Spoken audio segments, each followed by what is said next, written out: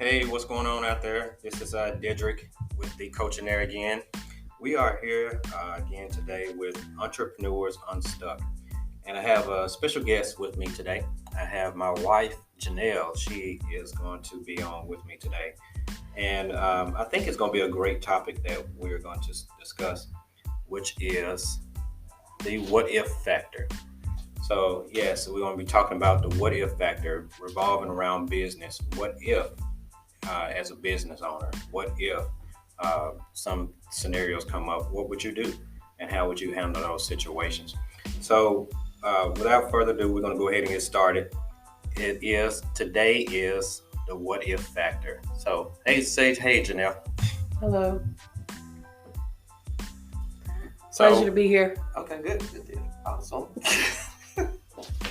All right, so we're going to talk about the what if factor. So Janelle and I were just kind of talking a little bit, and I said, I think this would be a good podcast to jump on and just kind of discuss it. So we've had some scenarios that come up lately in our business and it kind of challenged us, as far as how we handle things. And, we talked about what other business owners would do and how they would handle situations.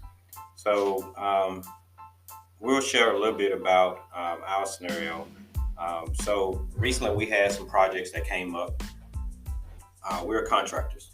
And so we had some projects that came up that really kind of challenged us financially. We have situations where we have to make sure that all employers do, I'm sure, that make sure that their employees are being paid, bills are being paid, you are being paid. And by being contractors, if you don't know about being contractors, you will get paid basically when you finish a project or, starting a project or when you finish a project. So that's the means of payment for contractors. And so we had two fairly decent sized projects that were around $50,000. And it involved if we were going to settle, basically, if we were going to take those projects. When we looked at the contracts, it could be, kind of detrimental for us, financially if we did take them, as what it looked like on paper if we did not take them, or it could to damage us in the long run if we did take them. So it was questionable legally, if we should do something like that. So uh, which we did, we made the decision after reviewing it not to go with the contract. So, and it challenged us. It challenged us in a big way financially because, we had bills coming up, we have payroll coming up. And by us being kingdom believers and kingdom business owners, what do you do? What do you do when you come to a situation like that? You come up and you say, what? Financially down the road, I don't know, if we're going to make this money back or if we're going to be able to recover from this. Do you trust God and say, what, should we, God, should we go ahead and sign these contracts just so we can go and get this money in? Or should we say, no, we're just going to trust you. We're going to have faith that, you're going to provide like you always do. So I know a lot of people probably will go ahead and say, this is right on the table. We need to go and sign this. So what, Janelle, let's go ahead and what do you think? And I know this is the what if factor. You had some comments that you were saying earlier. So go ahead. What do you think? In relation to different contracts that you have, there will majority of the time be situations, as Dedrick was saying, where you have to make a decision. And as you're making those decisions, you do take a lot of things into consideration. But at the same time, you have to look at it from a point of, is this really for the betterment of this business? Or, as he was stating, is it to the detriment of this business? This one particular contract, while it looked great on paper, from one aspect, from another aspect, as you read through the contract, everything was still on us. even though it was just supposed to be strict labor. And so, especially when you have a partner and you got two people looking at the contract, so you got two different opinions. The first opinion that I had on this particular project was this just seems shady. It doesn't seem like a good deal. But that's from the CFO. Dedrick is the CEO. So what I've always said and will always say is like, this is my input, but you have the final say. You read it, you look over it, and you decide. And when he looked at it, he could tell you his side of it. But I think as you are reading different contracts and understanding the scenarios and the different things that are coming along being a business owner, especially if you're a kingdom business owner, you have to keep it kingdom. You have to trust that even if you have to say no to a deal because everything that glitters is not gold, if you say no to that deal, God has something better for you. And Dedrick can tell you what was the end result to that particular contract, but also with some of the customers that you have. That was just one particular contract we had. We had a situation with the customer and a project that was taking longer than expected. And the customer, decided that they weren't going to do the second payment installation that we had agreed upon. And it ended up being a blessing in disguise. And so you have to know that even if this person, this project, or this person or this company pulls out, I still know I'm covered. I still know that everything's going to be okay because I know that I didn't start this job for me. I didn't start this business for me. I know that this was something that was God given to me, and that if he gave it to me, he is going to provide and he's going to show me other avenues. So with that being said, I will let Dedrick tell you the end results of that contract. Well, before we go there, I want to touch on something. You said something earlier that really kind of sparked me to say we need to get on and do this as a podcast. Because you said why are you doing the business? Are you doing the business for making money? Or are you doing it for the Lord? Are you doing it because it's something that the Lord gave you?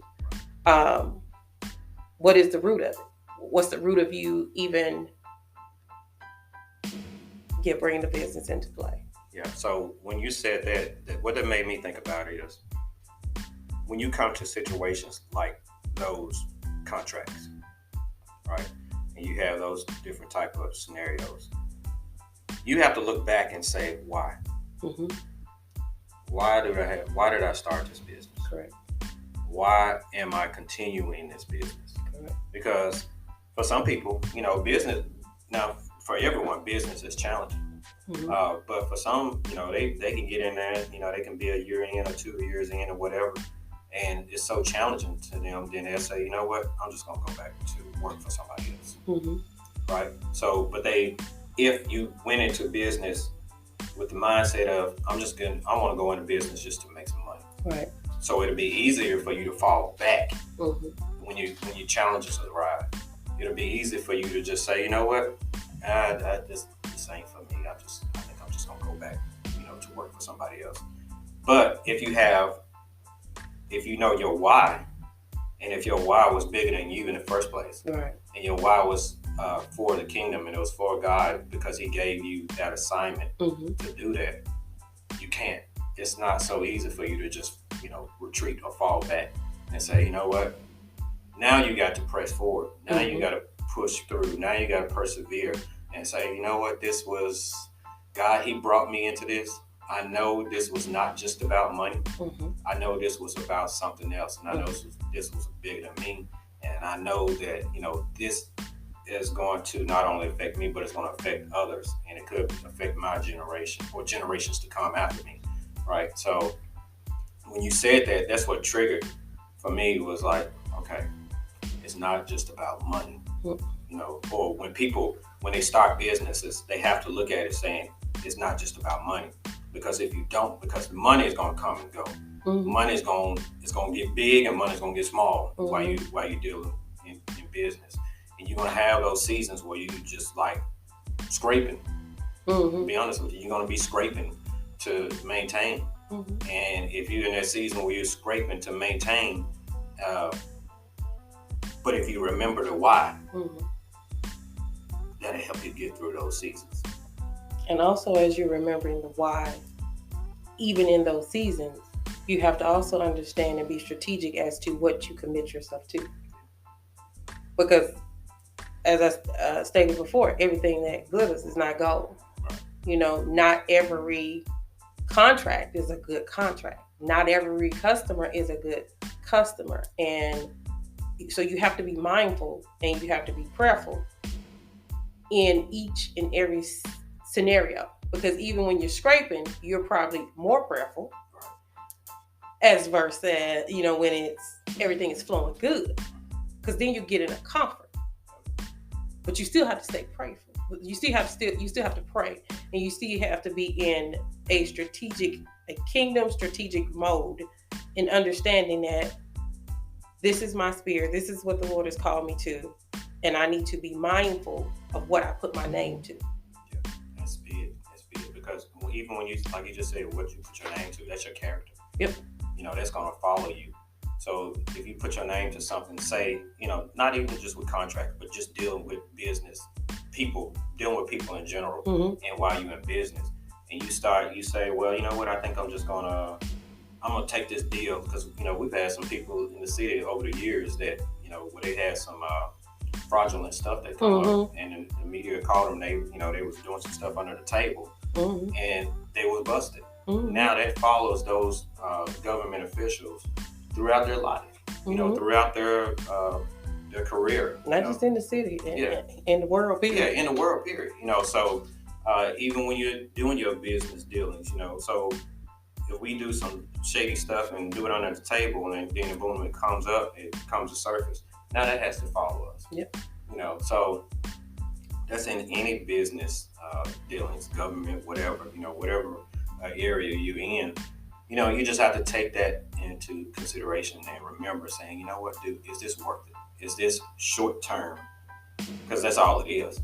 It's a short term problem that you're dealing with. And our Bible tells us that all things work together for the good of them that love the Lord. And so if he's saying that, that's his word. Yeah. And so it cannot return to him void. It will. It will not return to him void. And so we have to stand on that all things, even in our valley season, when we're walking through the valley, that we have to remember. Somebody said this some years ago. I heard a minister say this, that even when we're walking through the valley, you have to remember that you're walking through the valley. You're going through that valley, and God is with you. He is with you, even in your low place. He is with you, as well as your high place, when you're praising and jumping and saying, praise God, he's done this and done that for me. Remember, he's with you even in the low season, in the valley. So he's with us, as business owners, kingdom business owners. He's with us. He give you a vision. He give you that idea, saying, I need you to start this. There's a purpose behind that start. And so we have to remember there's a purpose behind the start. I feel like I want to preach or something going on, but let me pull it back. But so, Janell, you got anything else you want to add to that? So. No, just for us to be mindful, as you were saying, he's with us when we walk through the valley. And I think majority of the times we know that he's with us in our dark season. But we tend to forget him when we're in our good season. And that's when it becomes a struggle. That's when it becomes an intentional moment, an intentional prayer, an intentional, Lord, I thank you, for this season. I thank you that we are able to pay our employees. I thank you that things are flowing the way that it's flowing, because we can get comfortable and we can get distracted by the comfort. And so that's just my thing. We have to be mindful. Even we tend to pull on and pray more when it's dark versus when everything is going good. So it's just keeping the same, like they say, keep the same energy. The same energy when it's the valley. You keep the same energy when you on the mountaintop. Keep God first, especially for kingdom business owners. You got to keep God first. He didn't give you that dream or that vision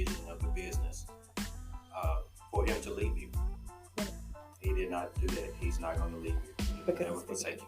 Right. So, and plus, it's bigger than you. And it's bigger than you. It's bigger than you. So if it was something that we can just, magically get done real quick or whatever, and solutions, then you wouldn't need God. Right. So we need Him in all aspects and areas of our lives. So, well, listen, our time is up. I like to try to keep it short, so our time is up. I appreciate you guys listening in. Hopefully this was beneficial, and prayerfully this was beneficial to you all and you got something out of it. And remember to subscribe and share these broadcasts with your friends and your followers. And so we'll look forward to seeing you guys or talking to you next time. Be blessed.